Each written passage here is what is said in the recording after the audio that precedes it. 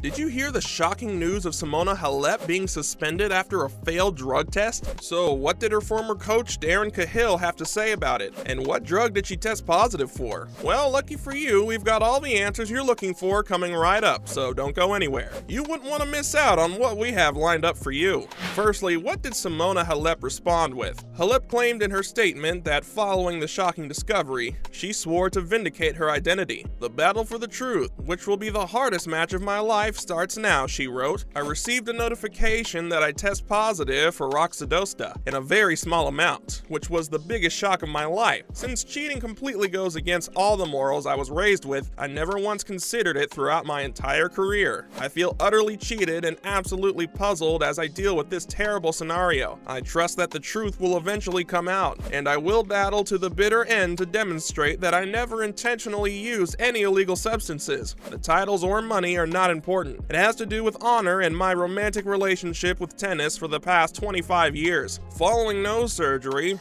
Halep, who unexpectedly lost to Daria Snigur in the first round of the US Open in September, decided to call it quits on her season last month. Then on October 7th, she received word that her test had failed. Up next, what did her former coach have to say about it all? Following her temporary suspension for failing a drug test, Simona Halep's former coach Darren Cahill claimed there is no chance the two-time Grand Slam champion initially used an illegal substance. The International Tennis Integrity Agency, ITIA, said on Friday that roxadustat was detected in both Halep's A and B samples, which was then ranked 9th in the world. Supposedly, this was found when Halep tested during the US Open. Cahill, who spent 6 years working with Halep and helped her win her first Grand Slam championship at the 2018 French Open, described the Romanian as having flawless integrity. First and foremost, there is absolutely no likelihood that Simona intentionally or deliberately ingested any item on the prohibited list. None. Zero, Cahill stated in an Instagram post. Also, he even claimed that she was an athlete who worried about any prescriptions given to her by doctors, which happened infrequently, or about any supplements she used or explored. Cahill went on to say, "We both support the ITIA testing program, and we frequently talked about how many times she had been tested both at competitions and at random. She endured it without complaining because she knew that other athletes also underwent periodic testing." The 2019 Wimbledon champion and former world #1 Halep called the suspension the greatest shock of her life and insisted she never intentionally used any prohibited substances. Proper procedure will now be followed to provide clarification on various issues. The hardest match of her life begins today, as Simona remarked. Cahill continued, "I have faith in her. I have always felt this way about this particular topic, and I can honestly say never more than now. Due to her suspension, Halep is not permitted to participate in or watch any official tennis governing body events." Coming right up, how is Novak Djokovic playing a part? The Djokovic-run Professional Tennis Players Association, PTPA, has also provided Halep support throughout the controversy. The statement added, "The PTPA is committed to ensuring that Simona Halep and every player receive a fair appeal and full due process. We'll fight for her rights and work to promote equality and openness for all participants. The tennis community has been split by the Breakaway Players Association, known as the PTPA. Djokovic assisted in founding the organization with the goal of strengthening support for player rights. However, prominent athletes like Roger Federer and Rafa Nadal strongly opposed the group's foundation." So what else has been going on with Simona Halep? The two-time Grand Slam winner has had a rough year even before being suspended after failing a drug test, and the Romanian nearly gave up tennis in February. The former world #1, however, teamed up again with Patrick Mouratoglou and had a stellar grass court season in the US hard court swing to reclaim her place among the top 10 players in the world. Despite this, Halep has experienced her problems, including an anxiety episode at Roland Garros. The Romanian brought all of this up in her statement when she revealed she would sit out the balance of the season because of a nasal operation connected to her breathing problems. In order to win a Grand Slam for the third time in her career, Halep will now try to psychologically and physically heal in time for the Australian Open in January. Keep watching along closely. We're about to tell you everything you need to know about what roxadosta does, the drug that was found in Simona Halep's system,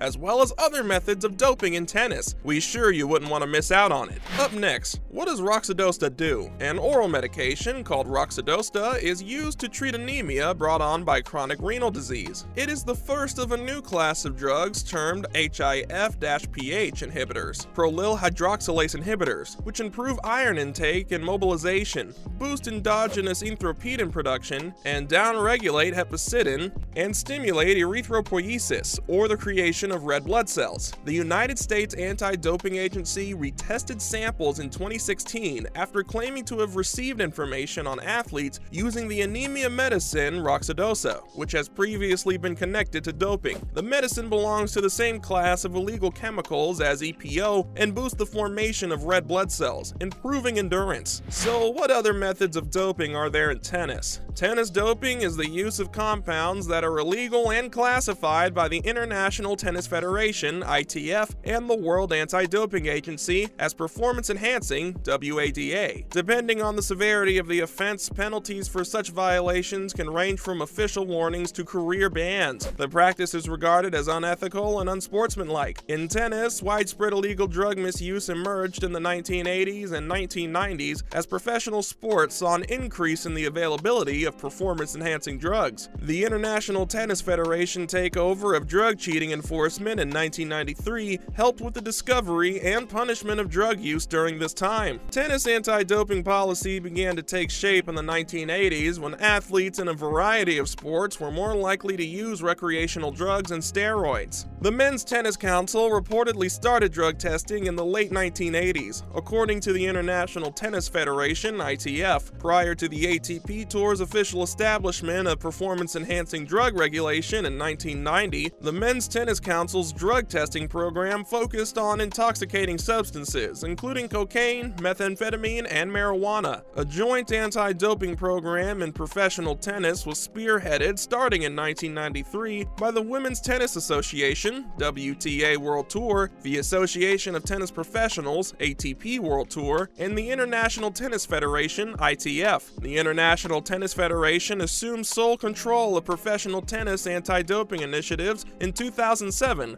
as a result of the ATP and WTA's joint initiative, while the Association of Tennis Professionals (ATP World Tour) and Women's Tennis Association (WTA World Tour) shifted their organizational focus and administrative responsibilities to players. The United States Anti-Doping Agency is one of the organizations that control doping in tennis on a national level. Lastly, who else has been caught doping in tennis? In a lengthy professional career, Richard Gasquet, a former top 10 player, has amassed 15 ATP titles. The Frenchman, however, had to take a significant break from the sport in 2009 after testing positive for cocaine at the Sony Ericsson Open in Florida. His suspension was lifted in July of that year after an ITF, International Tennis Federation, appeals tribunal agreed with Gasquet's argument that the drug entered his blood after he kissed a lady in a nightclub who had used it. Gasquet has been handed a 12-month provisional ban. Additionally, they emphasized that the tiny amounts of cocaine observed did not imply indications of a regular drug user. The ITF and WADA requested a 2-year ban at the Court of Arbitration for Sports, CAS. Another example of someone who has failed a drug test in tennis is Viktor Troicki. He was the best male Serbian player before Novak Djokovic. He had a career-high rating of 12 in 2011 after winning the Kremlin Cup in 2010, but after failing to provide a blood sample at the Monte Carlo Masters in April 2013, he was given an 18-month suspension from the sport. Later, Troicki asserted that he had requested permission to skip the test because he felt ill at the time, but the ITF disregarded that justification. He challenged his suspension to CAS, who lowered it to 12 months, as he adamantly defended his innocence and denied any allegations that he had ever participated in doping. The following year, he restarted his career and won the Sydney International in 2015 and 2016. And there you have it, everything you needed to know about the 2-time Grand Slam champion Simona Halep being suspended after her failed drug test. So what are your thoughts on the matter? Let us know in the comment section. Also, be sure to like the video and subscribe for more similar content. Thanks for watching.